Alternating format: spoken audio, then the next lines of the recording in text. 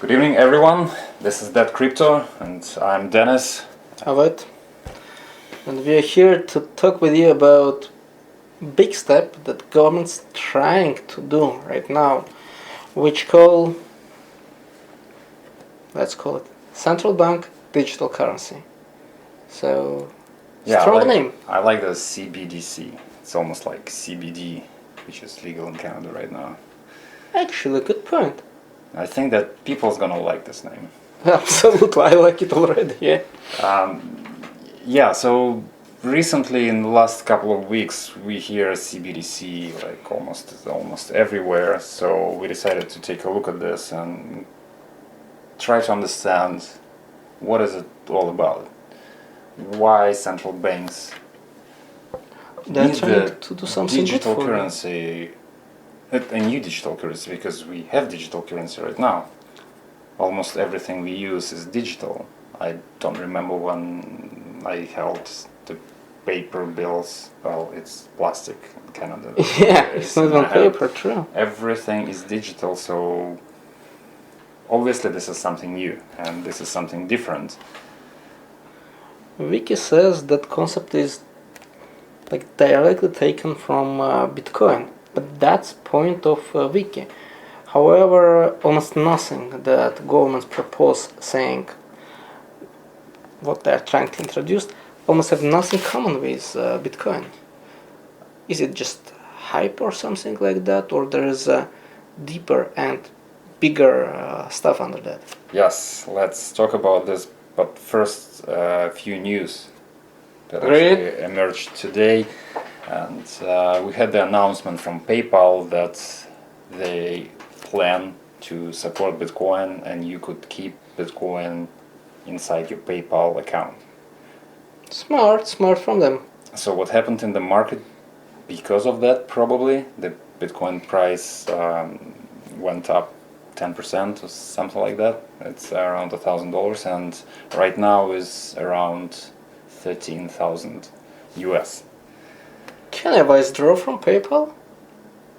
Yeah, that's the thing, you can't. So it's not a real Bitcoin, and PayPal, it's kind of your exposure to the price of Bitcoin, more or less a bet, options, futures, whatever you call them, without the physical delivery, like CME, no physical delivery of Bitcoin, you just get the settlement in underlying currency, US dollars, Canadian, whatever your PayPal account in. Anyways, it's estimated that Bitcoin right now has around 180 million users. PayPal has the triple of that, close to 400 million accounts in PayPal. So it's definitely gonna bring more adoption. Maybe people at first won't understand what's the Bitcoin, why they can't withdraw it from PayPal. However, they will try to buy it on PayPal. They will see the price goes up. And at some point they would want to take control over the private keys. Maybe. Did somebody say gambling? When? When you cannot withdraw and you just put some of your assets in a number on a PayPal, and you hope that number gonna increase against Canadian or US dollar or something. Well, it's not really gambling because you calculate and you assess and you make educated prediction what's gonna happen. But how it is, the Revolut is the neobank started from UK and it was in Europe. Right now it's in Canada already. Revolut allows you to, it's basically the same thing. You are allowed to keep cryptocurrencies inside of your account. Not in Canada yet. And I'm not sure, but I think you can move your real Bitcoin into your Revolut account. You just can't withdraw. Which is smart. Maybe this is something that's PayPal is going to do. I don't know. Maybe I don't know the details yet. I just know that you can't withdraw Bitcoin from your PayPal account to your wallet. Anyways, with all this, it's still bold move. And when we say PayPal doing anything with Bitcoin, it's already kind of exposure from such a big entity as PayPal to cryptocurrency. It's not cyberpunk things. It's a big thing. Well, it's not a surprise though. PayPal was talking about cryptocurrencies for quite some time. A year ago, they were partnering with Libra, the Facebook initiative.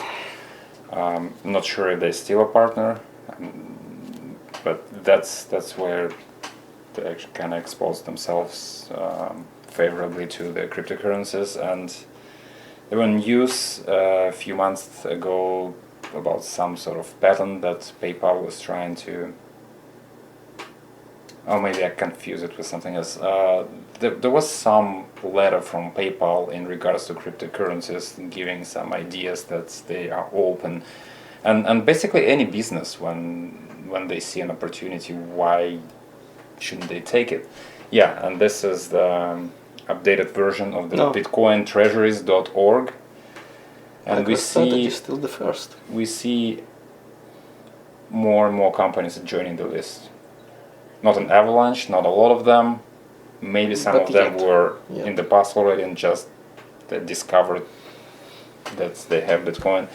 However, what we see here is it's 785,000, almost 86,000 Bitcoins are held in those companies, which is almost 4% of the total supply of Bitcoin. Not like too much, but let's face it, it just started. This kind of initiative just started, and it's already as much, which I guess it means more and more people from different levels and different background and different business type get the idea of Bitcoin and how to use it. Bitcoin is very limited. It's 21 million at the most, minus 1 million belongs to Satoshi, which is probably lost.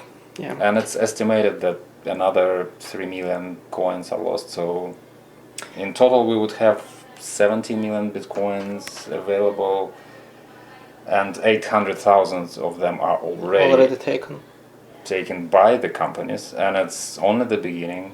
There's a lot of skepticism among a lot of people, among financial advisors, traders, and you name it. So it's just the very beginning. Institutions just looking at this cautiously. And let's say that again. If we are talking about companies, it's not just one person, CEO or anybody, who decide buy or no. We have here public. So whoever is need to confirm investors that what they move already have done is reasonable. So it's not like voluntarily. It's a strong decision with a strong background, and lots of smart people got into that decision before this happened. Yeah, that's actually interesting to see. The Michael Saylor from the MicroStrategies was the big announcement of the first publicly traded company buying $500 million worth of Bitcoin. And right now every day he has a new interview on YouTube. You can find them, and it's refreshing and interesting to see a different perspective on Bitcoin, because most Bitcoiners, they are cypherpunks, they're not the bankers, they're not the mainstream financial guys. But Michael Saylor is completely different. He's coming from the traditional company, publicly traded on NASDAQ. He's been a CEO for like over 30 years, and he thought through this process, and he came to a conclusion that Bitcoin might be a good investment to keep it in the treasury. Yeah. And yeah, if you listen to his arguments, they're reasonable, yeah. They're reasonable, yeah. By the way, you recall something we call Libra, Facebook money, and what I recall after that, it was a battle between Facebook and such power of U.S. government. Let's not say who won, who or whatever, but Not only U.S. Like yeah, all the governments around the world. When Facebook announced it, so everyone started to talk about it. But And let's mention something else. What is that superior power that now stands behind CBDC? We have some bigger, I would say, worldwide power that currently speak and introducing such concept. you're talking about the IMF. Yes. I don't know if it's the world power. Yeah, we have this International Monetary Fund, and yeah, this is another news that came out. Let me pull this up. A week ago. So this small article is called "A New Bretton-Woods Moment." If you read through it, there's nothing shocking, particularly. And this is only if you don't know what it all means. Like, Yeah. what's a Bretton Woods moment? The Bretton Woods was the system that was designed after World War II to Design. for the entire world to collaborate inside the for financial perspective. system, how everything would operate. So before the World War One,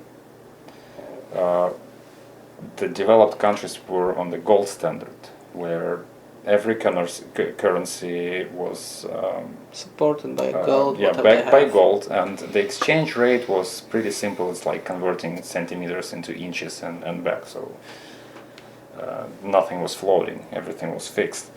After World War One, the UK needed to raise money for the war, so they printed much more paper currency that's diluted their value, and it went on after that. During the World War II, the United States were supplying The goods and services for fighting countries. mostly tanks and Yeah. missiles and Expensive war-related things to Europe, which and the Europe was paying with gold. So eventually, after World War II, there was a situation where the U.S. held 70% of The whole gold of the global gold reserves, and the gold was the money before that. So basically, there was no money in the world, and on top of that, the U.S. economy was developed, and they didn't have any damage related to the war because the war was in Europe, and in Europe everything was destroyed. So now we have the double problem. So the U.S. had a lot of weight in the negotiations. Where the countries came to the agreement that the United States dollar will be linked to gold, and The rest. all the other countries in the world who participated in the agreement Related to would back their currency with the dollars. So the dollar was the reserve currency in Europe at least. And that thing continued for like 30 years, close to. Well, the agreement was that the countries could exchange their dollars to Against gold. gold. They asked the United States, they can withdraw gold. And when countries started to ask for gold in the late 60s, France was first. And eventually, in 1971, Nixon announced that no more exchange gold supply. from dollar to gold. And at that moment, the fiat monetary system began, and all the countries had their floating exchange rate from that moment on. So, what is this announcement, a new Bretton Woods moment? It's not quite clear. The only thing that is clear that probably the entire monetary and financial system, the global system, would be renegotiated. Here I can see all strong words: new, Bretton-Woods at the moment. And we can see who said that. So even we are not deep inside what exactly they are trying to deliver, which message is, we can say this is a strong one. Well, so basically they refer to John Keynes a few times, and actually it's in the closing words even, yeah, in the bold letters. So obviously his ideas, economic ideas, are important, and probably they will continue for sure. Then the main idea of Keynes or Keynesian economy is that the government should intervene in the economy to smooth the fluctuation. This is one, and also the International Monetary Fund somehow is concerned about the inequalities, racial, gender inequalities, and wealth gaps, and the climate change, and they think that we should address this stuff. I can add, they at least they think that they have a leverage for that. So they are not only concerned, but by their point, they can even do something against it. How? Questionable. Well, the idea from here is that, well, obviously the entire philosophy, the economic studies in the last 100 years was that the government should intervene in the economy and manipulate the development of the economy. My only question is, how would a few people in the government, a handful of people that make decisions, know what the entire economy of the world, which is 8 billion people, needs, and what's the best way to allocate resources? Are we helping in educated decision, or we probably should be concerned about that? I would say concern more. Well, we know a few examples when countries try to do so and collapsed. Soviet Union, for example, and they didn't know how. Well, maybe there is an argument right now, basically it's on the IMF website and World Economic Forum, they talk about this, that right now we have lots of data. It's big data, we have AI. Maybe the ideas behind that we collect all the data, we have all the smartphones, we know where people go, we know what they do, we know what they spend the money on, we know what they want, and maybe the AI can take everything, artificial intelligence, analyze this, and can come up with a prediction where to allocate the resources. I don't know, they never say this, but maybe that's their ideas. Otherwise, I don't think that a handful of people at the top can decide what the entire world needs. And we've been through this so many times. I don't know any example of the positive example of what happened. Let's face it, handful of people, whatever they try to do, even they try their best, they have a limited capacity of understanding the whole world. It's just about their understanding. Yeah, whatever they are. Any person, no matter how high your IQ is, it's impossible to have all the information in the world. Information is changing, at least changing. Infinite, and our brains and our lives are finite, so we'll always make predictions. And actually, if you look at evolution or the entire life, so this is how it goes. So we have this random mutations, or it can be genes and can be ideas, can be decisions, and then we have not random selection, who is the fittest. But you have to have this randomness, you have to have the variety in the first place. To be able to develop. Exactly. So it's, first of all, we have the limited information available and we need to make predictions. And the same thing as evolution. It can be genetic, it can be ideas, it can be companies, whatever is there. You need the variety of ideas, genes, anything, so that it's possible to select what's the fittest at the moment, because the world is changing. And at any time when you decide to censor whatever it is, the gene pool, you decide to use eugenics, like in the Nazi Germany, for example, only the blonde people above certain. yeah, Yeah. 6 feet should reproduce, everyone else should disappear. Or ideas, you decide, okay, only this, like the Soviet Union, no private property, we decide what needs to be produced. And maybe it may work for Short period of time. depend. Maybe it's a long period of time. Like Yep. China's been there for probably 40 years and still doing good. However, in the long Limitation. run, the world is changing, and if you stick to one set of rules, You might face the and collapse. if you don't allow the variety of anything to compete with each other, eventually this is going to collapse. And when it's going to collapse and you don't have the alternatives, I don't really know what's going to happen at that moment. Nothing good. So, and this is why the centralized planning for the huge system, it's Prone to break. I don't know any examples when it worked for an extended period of time.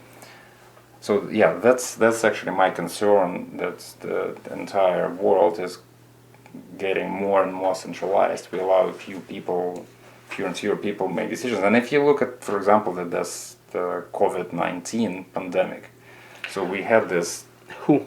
WHO authority that would decide for the entire world what's good, and we saw several mistakes that they made that actually made this pandemic much worse than it was. Supposed to be. Yeah, Um, it's sort of the same thing. So you need variety and you need natural selection. Let's just say that again. We are not even talking about bad decision from perspective of evil decision. That could be honest mistake, and that honest mistake might lead to very big trouble. Exactly, they don't have to be malicious decisions. However, every person has their own personal agenda, so they probably would pursue or at least try to include their agenda in the overall process. But even without that, so we just don't have enough information to Interfere. to predict what's going to happen in the future. So it's all just probabilities.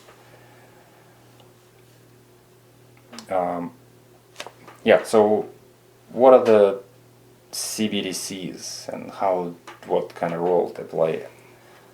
And why does Wikipedia says it's similar to Bitcoin?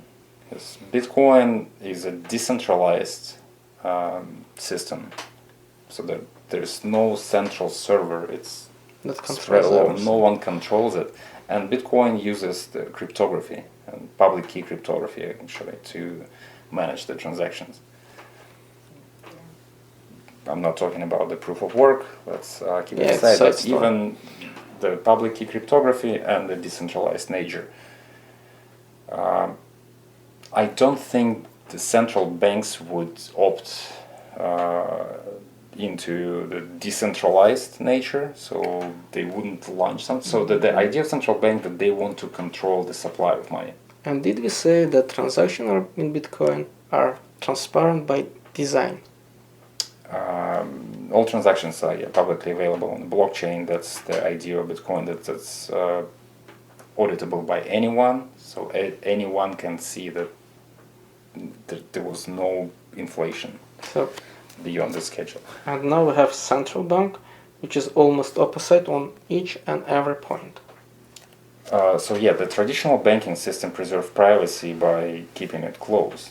So all transactions are not encrypted, and your name is attached to every transaction, but the privacy is preserved by the box that the bank is. So no one can see what's inside unless they penetrate somehow through like illegal, like hacking, or maybe legal, like a warrant or something like that. So these are two different systems. So when the central banks want to introduce CBDC, they're nothing like cryptocurrencies at all. So first of all, if they want to use the public key cryptography, Who's going to manage? yeah, so this is the biggest risks in Bitcoin, because it's very difficult to manage private keys. It's very difficult to store. It's very difficult to handle. They can be stolen. But mostly it's very difficult to just store it. People lose it. Then if you don't back up, then you have a problem. If you back up, someone finds it, you also have a problem. So introducing the private key management into the money system, if you can avoid it. So with Bitcoin you just can't. That's the independent. That's the nature. Yeah, so this is the idea of Bitcoin, that it's open and it's decentralized. Anyone can join, anyone can leave. So that's the philosophy. For the central banks, they're already centralized by the central banks, so They're central. they also want to control the entire system, the supply. They want to control the account. They probably want to censor transactions which are illicit transactions. They don't want them to happen, so they need to see all the transactions and they want to control. So I don't see the need to add extra risks. So what's gonna happen if a person loses their private key and it's the last $1,000 that they have? Who's going to compensate it? Is it gonna be refunded somehow? Or what's gonna happen if someone steals that $1,000 from a person? Even more, if the person loses it and our bank is so generous that refund it, and then person find it again, another fund pay back, like so many questions suddenly arise. Yeah, and then if you have so much power over the system, why do you need to make it decentralized and use the public key cryptography? Just use a centralized party. That's the one company that provides the security. The same thing as we have right now. They're the banks. They're the experts in security, and they do their work. They get $10 a month for your account. I guess we have seen that big cars, they are taking money from ATM or bringing money to ATM. However, I never saw a really huge truck full of money travels from bank A to the bank B. So there is some electronic digital transactions already. Yeah. So this is the right question. So what's the difference? We already use the electronic money. Most of our transactions is electronic. So what's the thing that's the CBDC is new about? What is the difference? Cryptography like Bitcoin? Probably not, because that's enormous extra risk without the significant amount of benefits. Pandora box by its own. So we need to look at how the money is created in the current system. So we have the central bank, we have banks, and we have everyone else, and the government. So central bank is independent of the government, more or less everywhere in the world. Yeah, that's the idea, and the reasoning behind it was that if the government can control the supply of money, so it's always beneficial for governments to spend, to give money to people, so they would print much more. And because the government is limited by time, only 4 years, they don't need to think about what's going to happen after that. So that was the justification. I don't know how good this justification is, but anyways, the central bank is separated from the government. They have their own policy. In Canada, they have, until this moment, they had only one goal, is targeting inflation at 2%. So this is what they do. So what can central banks do? The central banks can only create reserves. Reserves are not the money that we use. Reserves are only used in banks' account at the central banks. So this is the settlement mechanism between banks, and the government has its accounts in the central banks too. But the reserves do not enter the economy. So the dollars, the common dollars that we have, so that the reserves are called sometimes the base money or the M0 supply. So the dollars need to enter the economy, and the dollars can only enter in two ways. The first one is when the paper money is printed. Paper money doesn't have any interest on top of that. So it's kind of central. Well, the paper money is the settlement. So if I give you 20 bucks, that's it. We're done. Or the digital money. Digital money, when it's created through loans. So in order for money to enter into the economy, you need to go to the bank and you need to take out the loan. The problem is that you need to return the loan plus interest. So where is this interest coming from? If you got, well, whatever you got is the only money in the economy that exists. So if you want to pay the interest, you need to take another loan. And that was the idea of constantly growing and expanding debt. This is what we see actually. That's a reality around us. The problem that at some point, it's exponential. So in first, as we learned about exponential graphs from the COVID, you know, it goes like flat, and then all of a sudden it's like a hockey stick.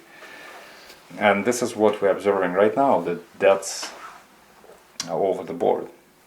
But here you go. It's not even a government of some country, it's international. Yeah, let me check. Oh, we haven't seen this one.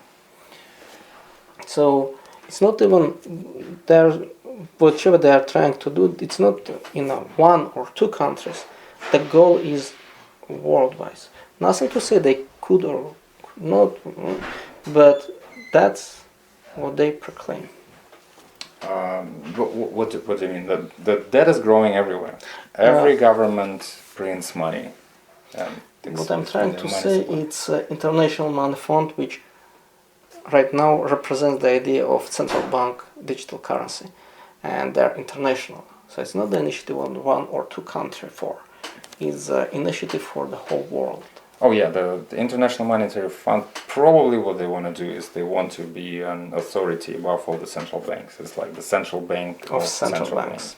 I don't know, there's no details, I don't know what they want to implement. We already have SDR, the special drawing rights. That's kind of super national currency, which no one uses, but it exists. But maybe they want to reintroduce it. I'm not sure. No details. But anyway, so like this is how the money is created. So the central banks cannot issue reserves. They do not enter economy. They do not stimulate anything. Another way how they can enter economy, the government borrows the money. The government issues bonds. Banks buy the bonds, central banks swaps the bonds with reserves. The reserves end up in the government account, and then government can spend through stimulus or whatever, just give the money to people, and that money ends up in the economy again. Bank accounts of all the people. So yeah, this money entered the economy.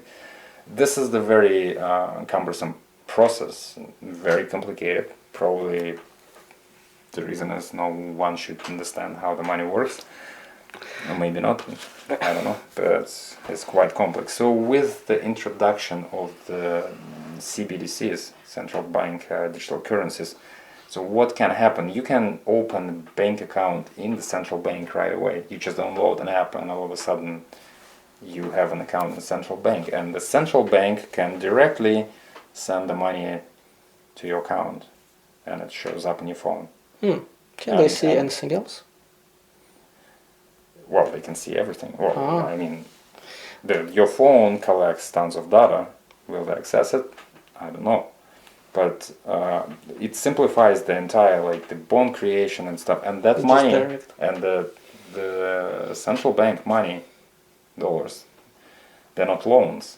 No one paying interest on top of that, so they're not liabilities.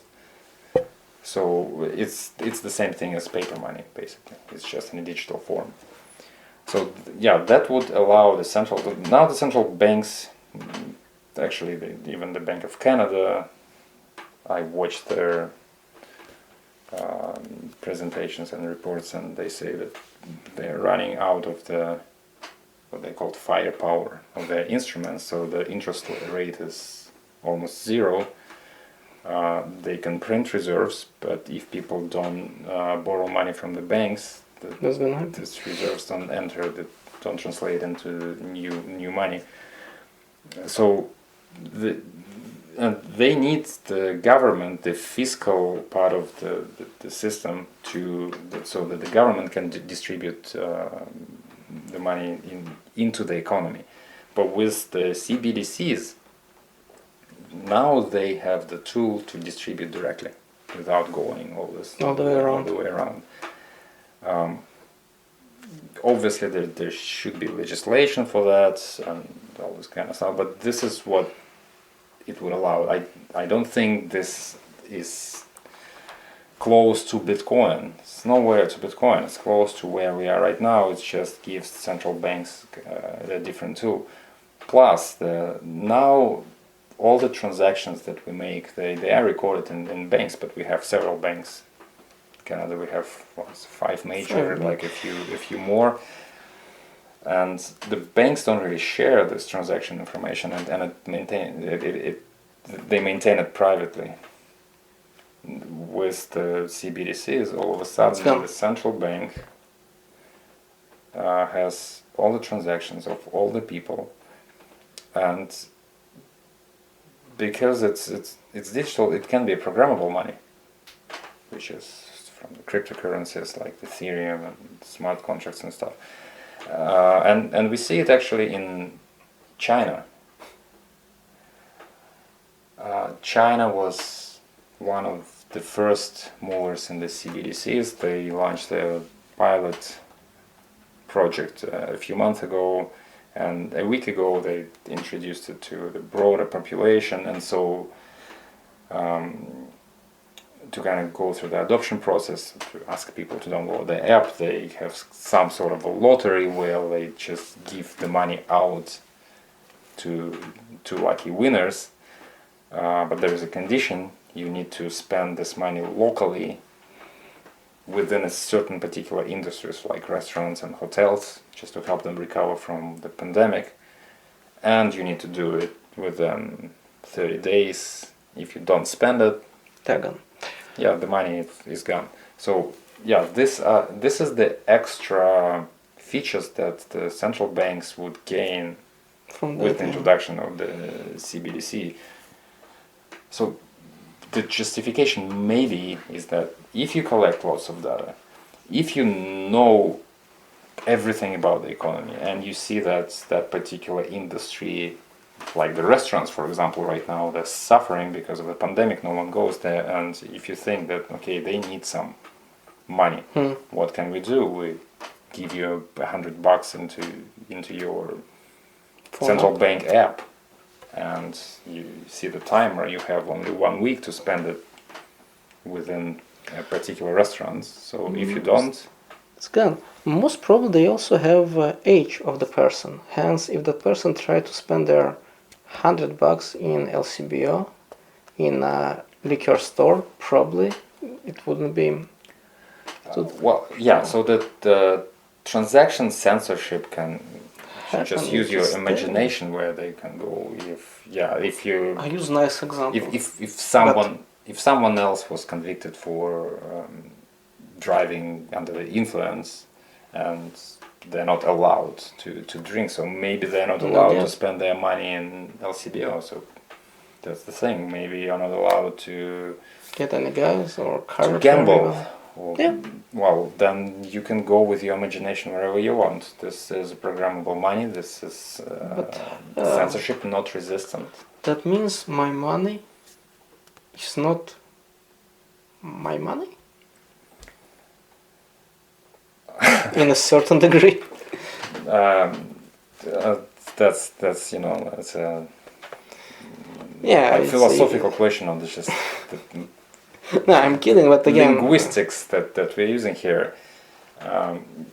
Yes, but the interesting thing that what I'm talking about, this would make sense for the central bank to use these features. However, if you look at the Bank of Canada's website, they're actually concerned about the privacy Nice issues. guys, yeah.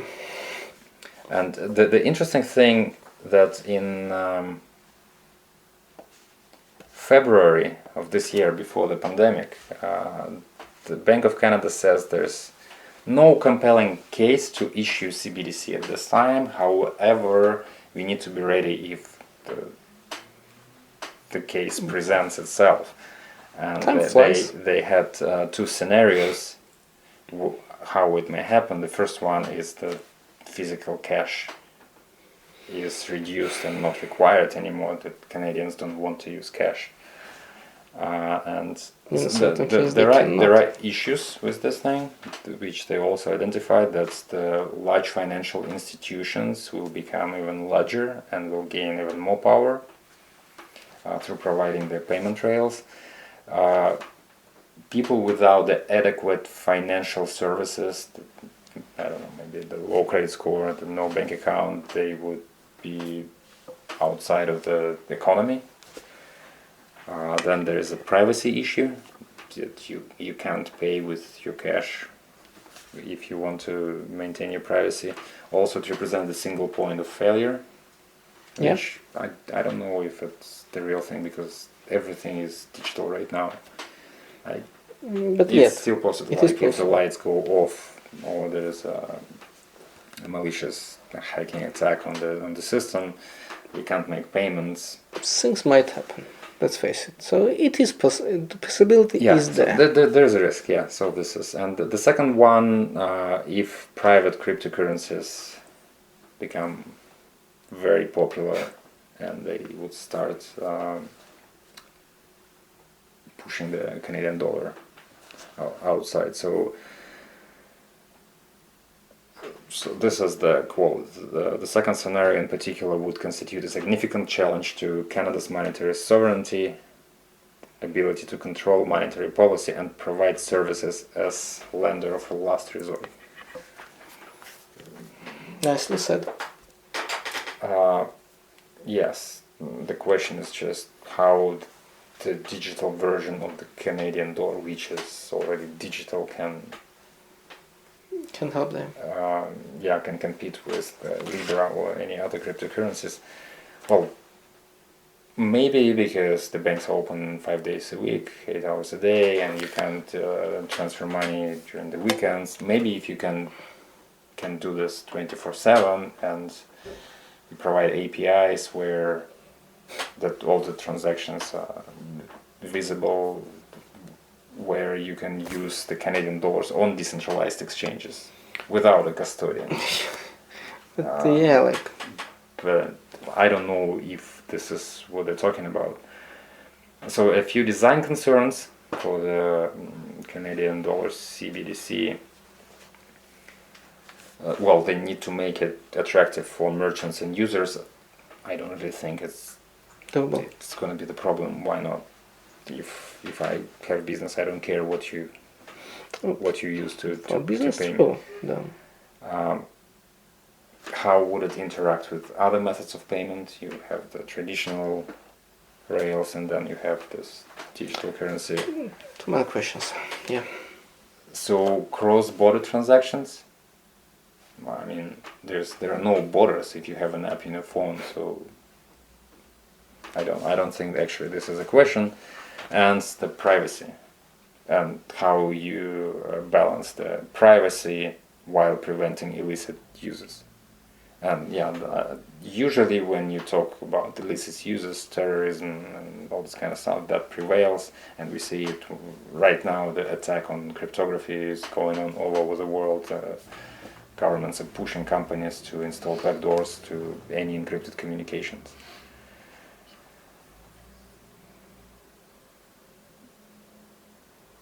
And in a few articles about this CBDC of Bank of Canada, they actually emphasize that they have no plans to remove physical cash. So the Bank of Canada will support physical cash, the paper cash, as long as there is demand for it.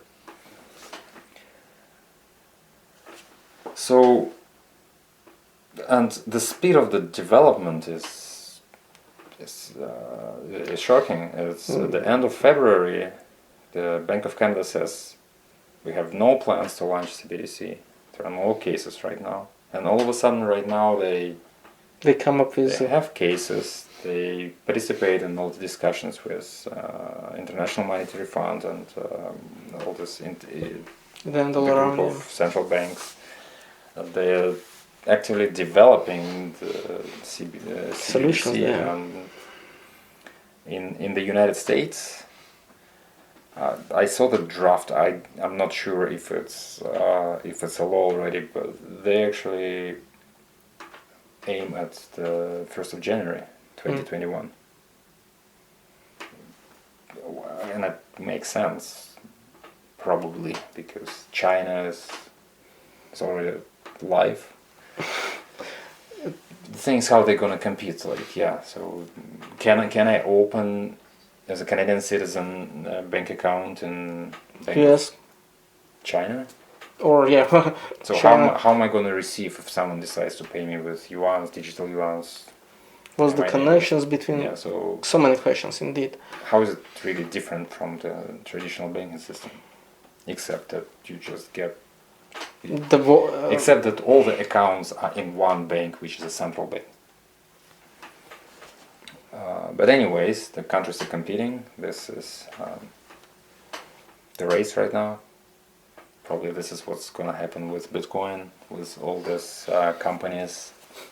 Central banks might join, which would make sense. Yeah, it's a questionable and yet to be seen. But anyways, so there are more questions than answers right now.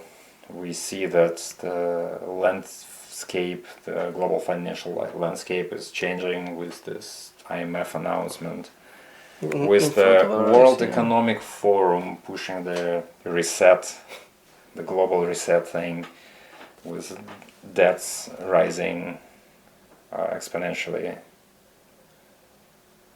Yeah.